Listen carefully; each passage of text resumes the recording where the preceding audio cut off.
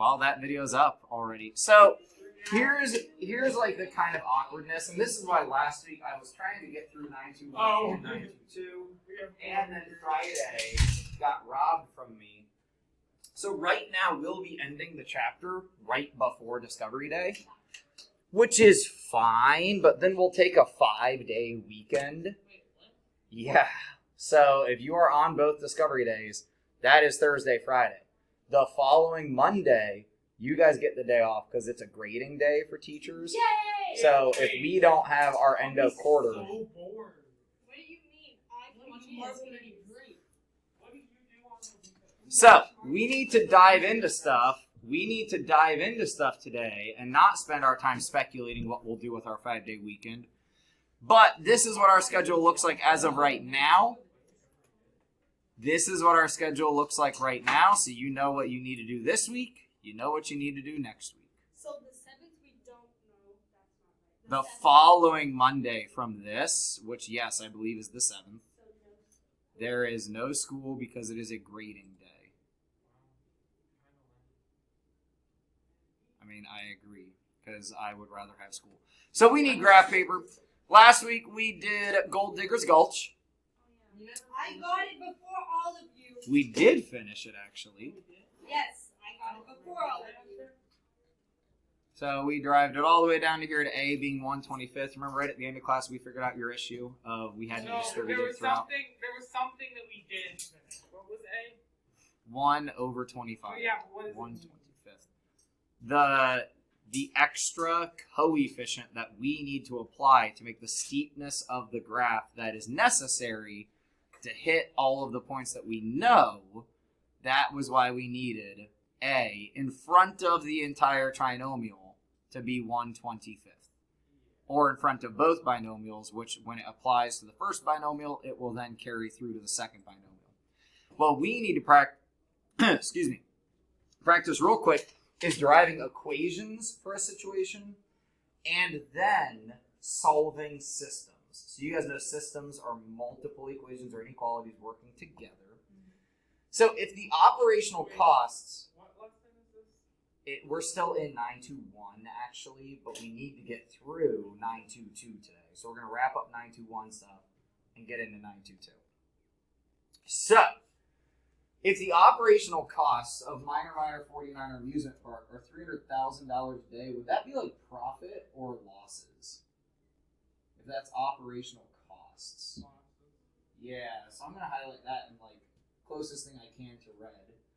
And the revenue, business manager for the project revenue. And revenue is money brought in, right? So how do we then turn those two things into one function that we could work together to find out, well, when will the park be profitable? Just replace R of X with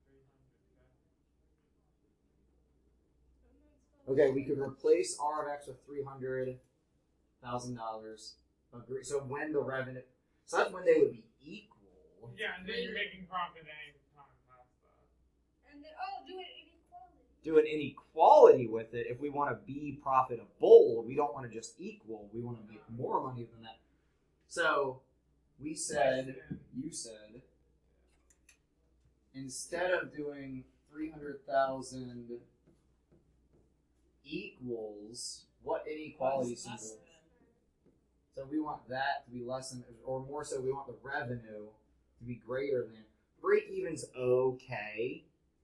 So we could use the or equal, or we could not. It doesn't really matter. Crap, 100x. Like, it's such a big number. It's not going to change all that much. Probably. Yeah, so if you were building this model like in a computer or something, you would want to specify, do we want break-even point to be included, or do we want to only talk about profits, right? That would be, but right now, that doesn't really matter a whole lot, like you said. Okay, solve this. How about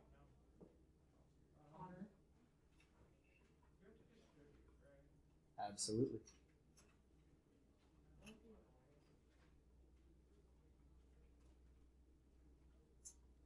Now I'm actually going to set up something slightly different. I wanted to agree with what you guys did and go with it. But what they ask us to do is set up an equation for the profit equals. Oh, uh-oh. Just do minus.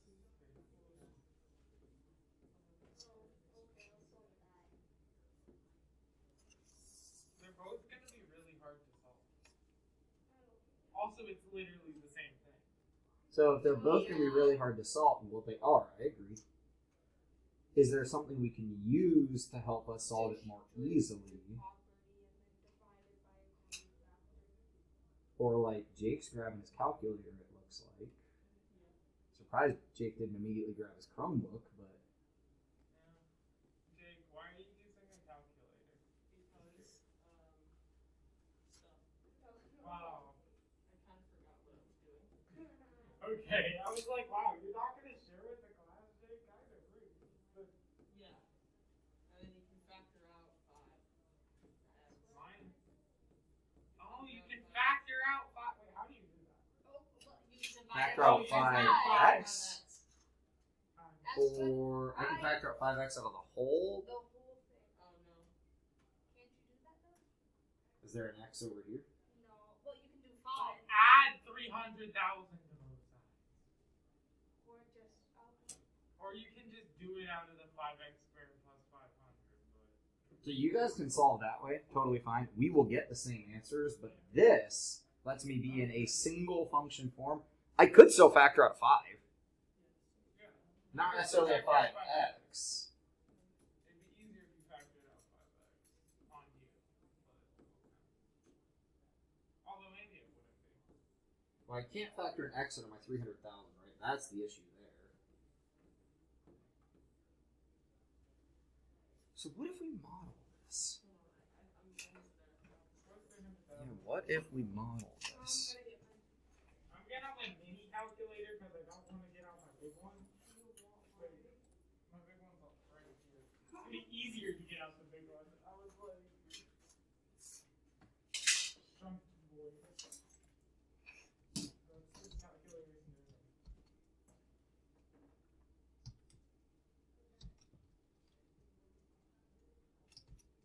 60K.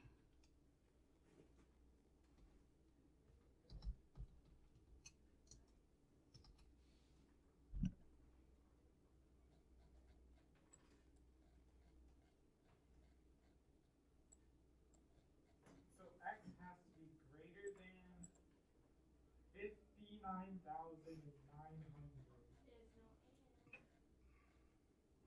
Did I ask? I didn't say 900s. So, technically, you're still right. So this is one of those annoying things with the zoom on Desmos. But what does x represent in this situation, did they say? For what number of visitors? So would a negative x make sense? No. So we can throw that side of the graph out. Wait.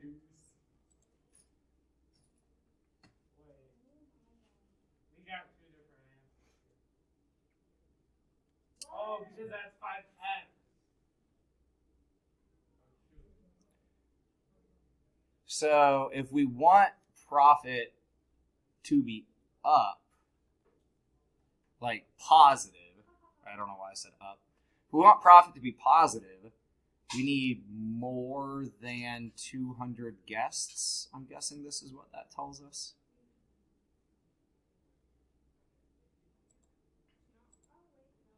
So if we go back to what I think all of you pretty much originally suggested, if I plugged in 200 for x here, the question is, do we get equal to 300,000? And then anything higher than that, we assume is going to be higher than the 300,000. So that 200 is like our boundary point. Wait, how would they get that? Like, how is that the amount of money that they make for each visitor? This? This would be modeling some sort of projected like expenditures in the park. And so like this is a broken up, one person is going to spend approximately, and if we factor this, right, it became, forget about the minus 300,000, 5x squared plus 500x. So there's a ticket price involved in here, as well as what people spend in the park. They somehow derived this model. We don't know exactly how they got this model, but the business manager gave it to us, so we assume he knows what he's talking about. All right, so that's not that difficult for application. So now, does it make sense how we could do it though? Like if we factor to this point and then this, it honestly would be kind of better to do in our calculator. Yeah, because we can't see the bottom of the parabola, but we assume that profits can continue to go up, and there's no, like the top of the parabola wouldn't be up here, that the bottom of the parabola would be down here somewhere, right? But by the time I zoom out enough, and I can go into my settings. Yeah, it's just like we can't, it's really hard to get to it.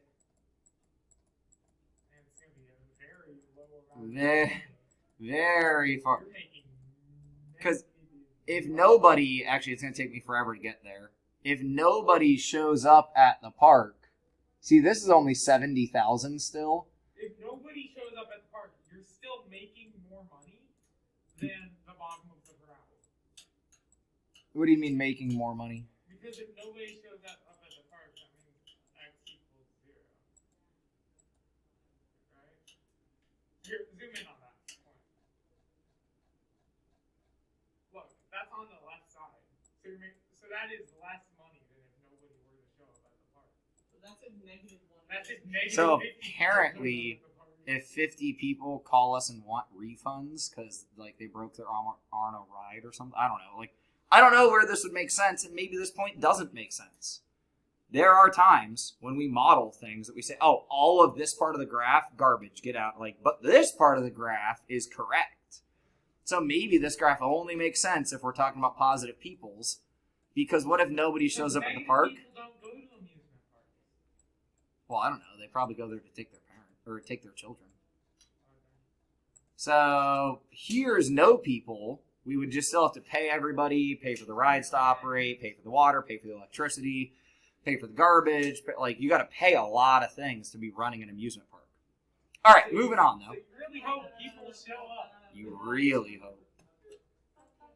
All right, try this. In San Fran, they sometimes nickname it Fog City. Really, I think it's a Smog City. So the height of the football, anyone know where a couple of pieces from that H of T formula come from? Like negative 16 is something specific. Negative 16 what? Do you know what the negative 9.8 number is used for? Because it's not here, but that's the other number we... You are just pulling science words out. Yep. It is the meters per second, whereas negative 16 we use for feet per second. So it actually squares because it speeds up, right? That's why we have t squared. So the longer it goes, the more impact it has until we reach terminal velocity. I knew one of you would know what direction we're headed. So, because, it's time for you guys to do more teaching because it's the second half of the school year. I'm getting tired.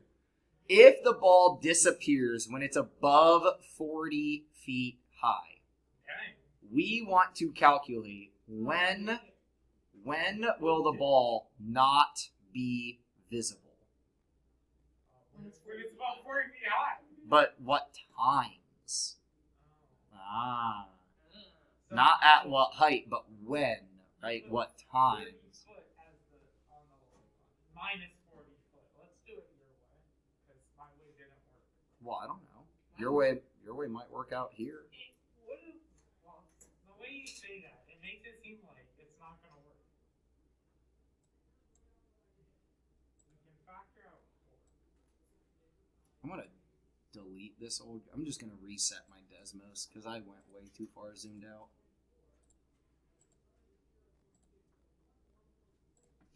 Go ahead and play with that for a minute. I want to move at a decent pace today, but I got to give you guys time to play with stuff.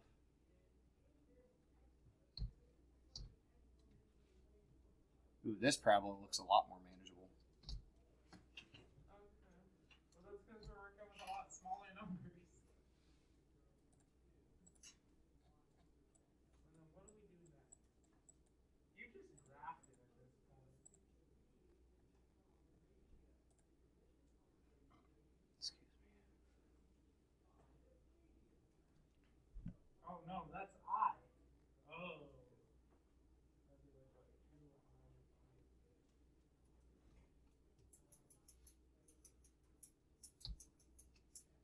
Trying this out, Jake? You're just making cool beats back there.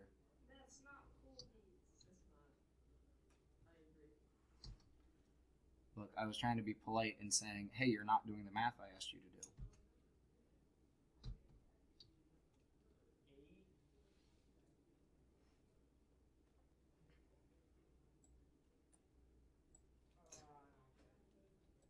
I got to the point where you got last time.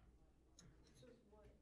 Where you had like the factored out and then like a smaller equation. Bigger, but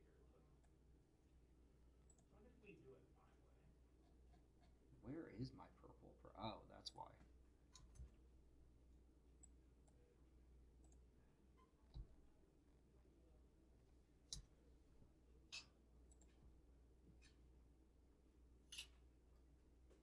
Negative G. Oh no. What? Okay, I got t equals 2 plus rad 1.5. What? Approximate that as a decimal if you would. Okay. And then you should have two answers, right? Well, yeah, but like negative ones don't make sense. We should have two positive answers. Oh. Because there should be a point when the ball passes up into the fog, and a point when the ball comes back down from the fog. So, because Penelope kicked the ball, gave it this motion. Wait, that motion doesn't make sense. Yeah, it does. Because when you start at negative Wait, what point, did you get, Jake? Doesn't the negative in front flip the parabola so the top of it is like the maximum?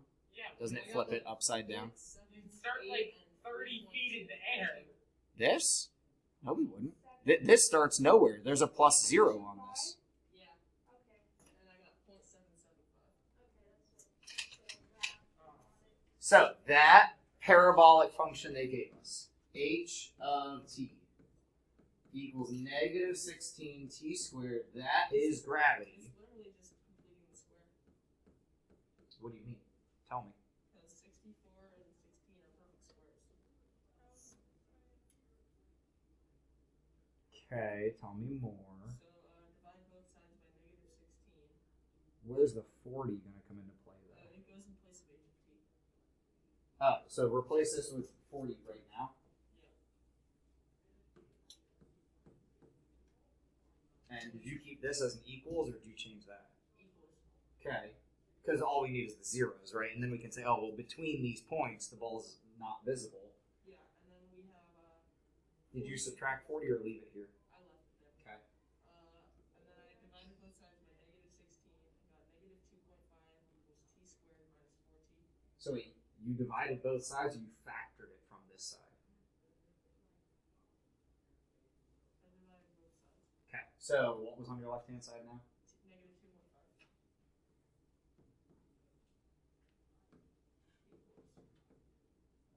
Negative actually. Divide by negative 16. then I got t squared equals negative 4t. no, it'd be plus negative 14. Or minus 14. Okay. And Then then I got 1.5 equals t squared minus 4t plus 4.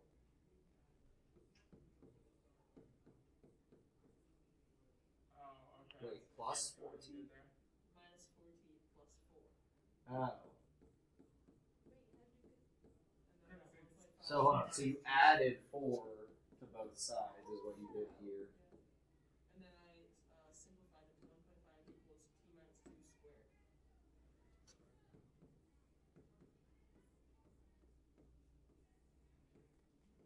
And square rooted and then added the 2.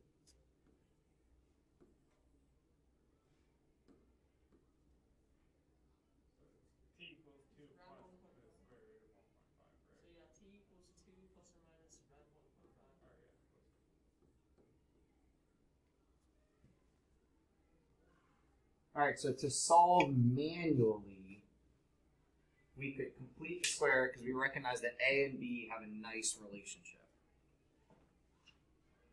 I agree. Or how? There are multiple ways. So how did you graph it? Because there are multiple right ways. Negative 16x squared plus 64x minus 40. So you did this, but minus 40. And are these the same answers that we had? Jakes, that's what I got. Exactly. So if you don't do minus 40, you can literally graph the situation we have. You're right. To do minus 40 gets the right answers. But look, this is the path of our ball. This is 40 feet high. So if we set up both equations, we can just model, okay, this is, and then we can actually say how high does the ball get to? Well, after 2 seconds, the ball is 64 feet in the air. At 3.225 seconds, it's passing back down below the fog. When does it hit the ground? At 4 seconds. So if we keep the situation as given to us, we can actually find all of these different, like, kind of critical points. We could also turn those off and say, well, when is, like, 40, so the height, that's like our restraining factor, right? Less than, this is the height of the ball. So when does the ball go higher than? But this doesn't really look as good. It's same answers. It just doesn't really look as good when we go to model it. Same thing if we subtract the 40 from both sides. We can get zeros less than or equal to. Same answers. It just doesn't look as good. So this is where we make... Showing the arc, it's just showing like the area. Like if you also show the arc, show like the first arc. Then it shows like...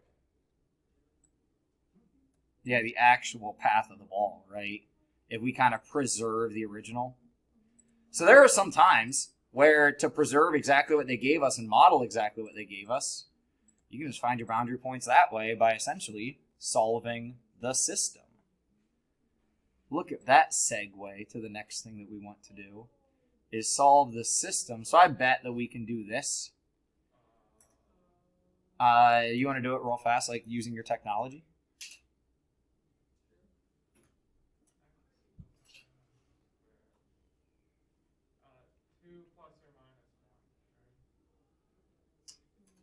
I think I'm going to do the idea that I just did. I'm going to drag it off onto my other screen, though.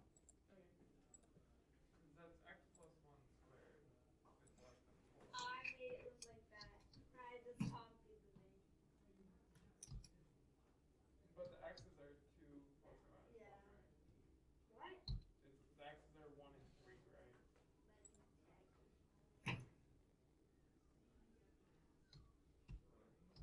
One and negative 3. 1 and negative 3. It's negative 1 plus or minus 2. It's negative 3 and 2. Did I not type it right? I typed it. Right? What? These are the no. So, if we graph exactly what they give us, we're saying x squared plus 2x plus 1 is less than, or just less than 4. When is that true? Is all these points inside this range. But all we really care about is the x's. If we want to model what they're actually telling us, this parabola would go this direction because it does not have a negative coefficient. If we turn on our line of y equals 4, we get our negative 3 and our 1. Okay, tell me more. What don't you get? Isn't that just x plus 1 squared? This? Probably. Quantity x plus 1, quantity squared. Yep. Wait, actually, wait. When you put just x plus 1, it intersected at the same. Oh, that's interesting. But, like, I don't get how that's negative. What do you mean? Like, help me understand what don't you get? Like, so it's that is less than 4, and then you just square root both sides. So remember, this is not a zero of the function.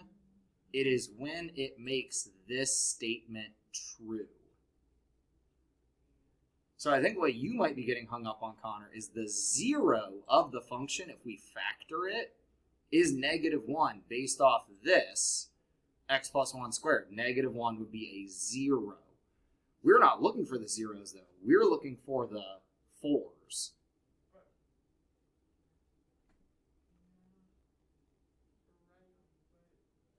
I'm trying to give, like, processing time. So what we're looking for in this given situation is where is this function less than the value of 4? So we need to find the boundary points when the function equals 4, and then talk about when it is less than 4. So our boundary points are here and here, but when it is less than 4 would be between them. You with me?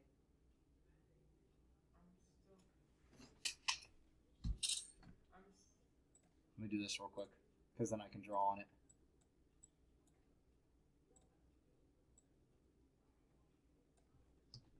All right, so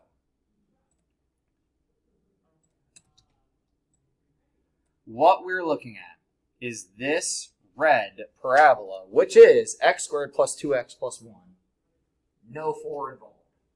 Right? That red parabola is x plus 1 squared. That's why -1 is our 0 and our x-intercept, whatever else you want to say. Are you with me on how this red line is that parabola? No, that's the part I'm confused about.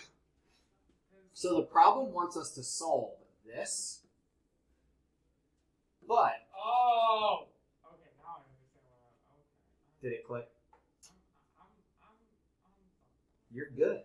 You're good is what you are. Sometimes it takes a second to like get the gears locked into place. X plus 1, it should be on the right side. And then, no, because it's x minus 1. Do you ever ride a mountain bike?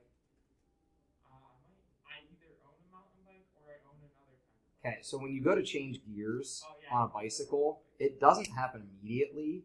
Sometimes the derailleur has to like shift around a little bit to get the chain right where it needs to like latch into the next gear teeth. Our brains kind of work like that. It sometimes takes a second to change gears, right? Metaphorically speaking, change gears. Does this make sense now, how we get the red line? Yeah.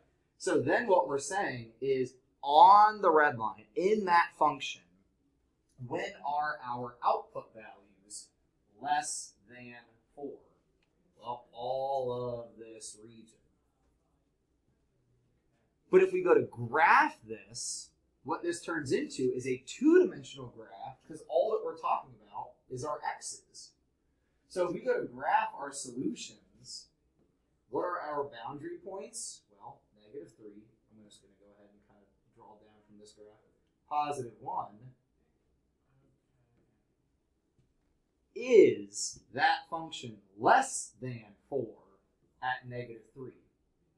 No, it's equal to. So when we go to shade in our solutions, -3 does not get shaded. But all this does. Does +1 get shaded in? No.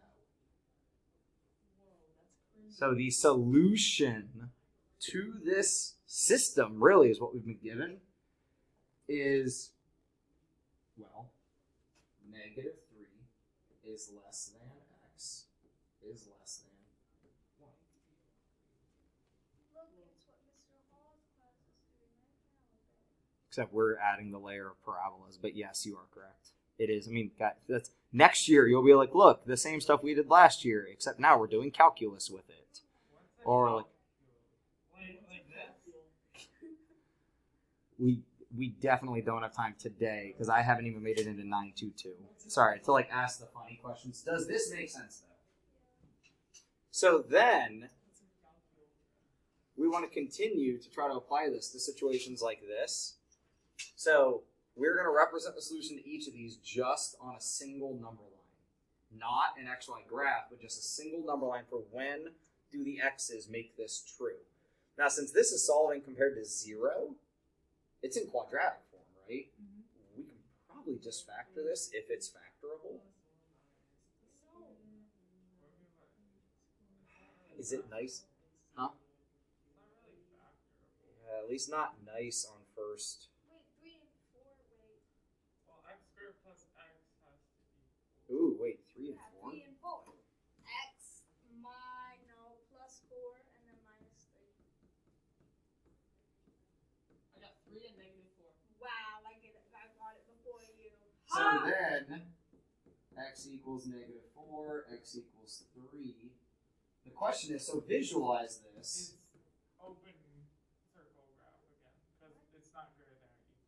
Well, so before we get to that point, our parabola would be opening like this, right? Because it's not been flipped over. So when are the output values less than 0? So like Connor said, it's these points don't count because they're equal to. So our two-dimensional or just single axis answer for this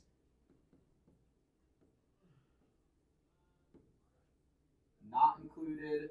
All of you are good. Not included. Questions? You're leaving those guys out to dry. They didn't do what we wanted to do, so they're not true. Try B and C on your own.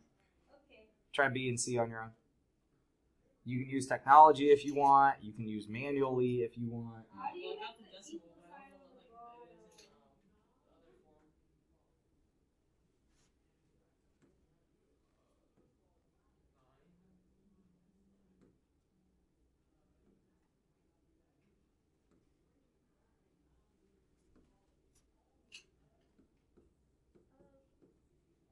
Ooh, wait, what did you get? -5 for What did you get for B? Hold on. It's not a nice number. Yeah, it does not look It nice. isn't nice. I just graphed. I got 0.84168760. Okay, that's what I got, and then what's And the other one? 4.15. Yeah, that's what I got. Great. Oh, I didn't do that one. So I moved on to C. when we look at this as solving it manually, we might very quickly figure out like, oh, that's gross. So if we put it in the graph like this, we want greater than or equal to 0. Or if we go back to try to graph what they originally gave us, we can make it those two different graphs like we talked about. So you could do -2x squared plus 10x as one of the graphs. Bad gate. Apparently the internet died. No, that's an ag gateway. I know, but Desmos has never done that before. Plus 10x, and then y equal to 7. So you're either going to get these points, or you could type in the whole thing. What was it? Less than? Greater than or equal to.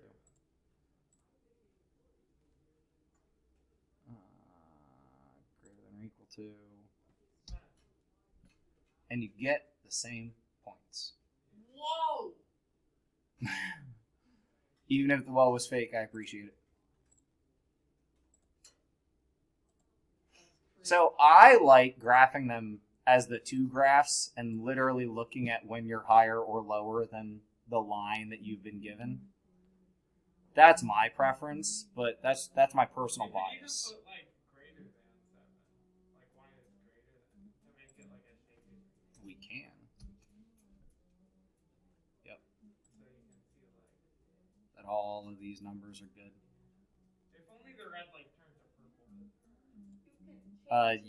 Yeah, we can make that happen. You can make it so it turns to purple in the shaded area. I believe if I do that. Well, not necessarily mean kind of purple, but Well, but that doesn't really, because it's the places on the line that are. also I would need this to be less than or equal. You can just do the equal sign and it, okay. If you just do the equal sign when it goes there. If you do the greater than or less than, do the greater than or less than first. Or not. What? No, just go on your computer and click that. This? Yes, no, this.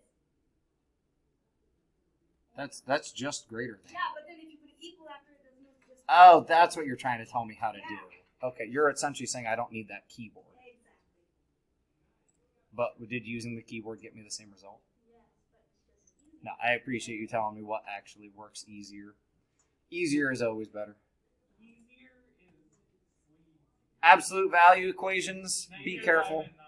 Yeah, there are two answers, right? So -5 and 9. And then- Actually, it's not -5 or 9. It's greater than 9. Ah, so here's the question then. Absolute value of x plus 2. It's just the It makes it amount easy. away from 0. So like if Yeah, no, I forget how to solve absolute value. Hey, Akshay, did you know that you can just type ABS? Yeah, or you can just use the vertical bar on the computer. Or what was it? X minus. Yeah, or as we talked about last week, there is a vertical bar. hey, That's what's the probably point in cleaner. that? You said, hey, Chad, did you know? Well, because you were trying to flex on me what else I can Nothing do. happened. I already knew you could make It a line. it works the same as absolute value. If you do ABS parentheses. What is it? Greater than? That's hard. Greater than 7. I know, you're right. It backfired. Ooh, so wait, now we're split?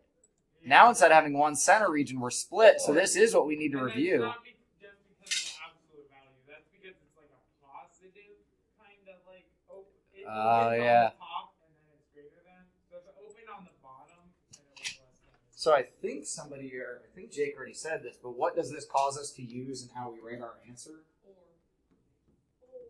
So x is less than, what was it, -5? Or not and x is greater than 9. No, I think it's and.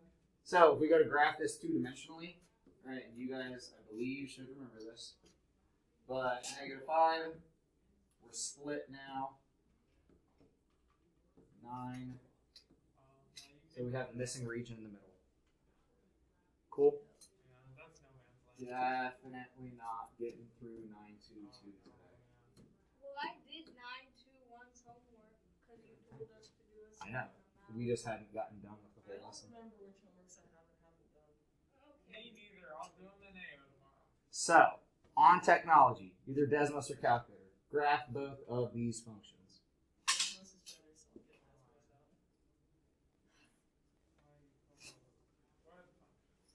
Desmos is easier and faster. You already said that thing. You don't have to say it again. Okay. Okay.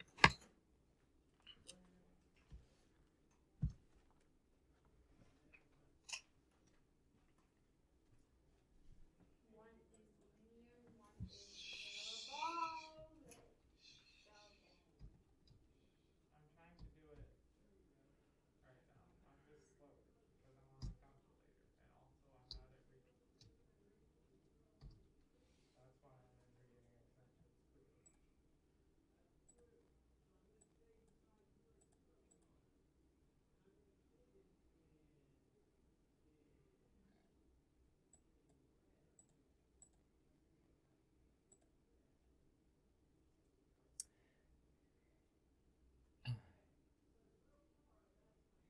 I'm getting an error. Yeah, they said this one without calculator, but I'm jumping over that because we're almost out of time, and I can see Akshay What working on does something this else. mean? Well, I already did it. I finished wrapping it. Did I say stop doing what you're doing? I just said I can see what you're doing. sounded passive You've aggressive. already lost interest in what we're doing, so I'm trying to speed up and get through it. Huh? If we manually graph these on our own, we would have a parabola and a line, right? You guys can figure out very quickly, x squared creates parabolas, x just to the first power creates a line. So we will either have 2 points of intersection, 1 point of intersection, or potentially no points of intersection. Third power you can play with. It makes it kind of an S-type looking graph, but not really. Yeah, it makes like a tangent curve. Oh yeah, it makes that like It makes something that looks like a tangent curve. But then if you make it negative, and then if you go, it like, and then if you go to the fourth power, it makes like trapezoid kind of shape. Can we wrap up this one last question real quick? So So, I calculate there's probably a silly mistake dealing with your window or your stat plot or something, because we did not turn our stat plot off last week, and then it messed with me when I tried to do another problem. If we were asked to do this manually, so pick up your pencil, and we set these two functions equal to each other, what would we do first? Actually, there's a couple things we could do first. How? Add 3 on both. Wait, no. Yeah, add 3 on both sides, and then add 2.5 on both sides to make it equal 0. Actually, no, that would be yucky, right? No, that would be. I don't know, I'm just doing what you said. X squared. I don't like that. That's a purple.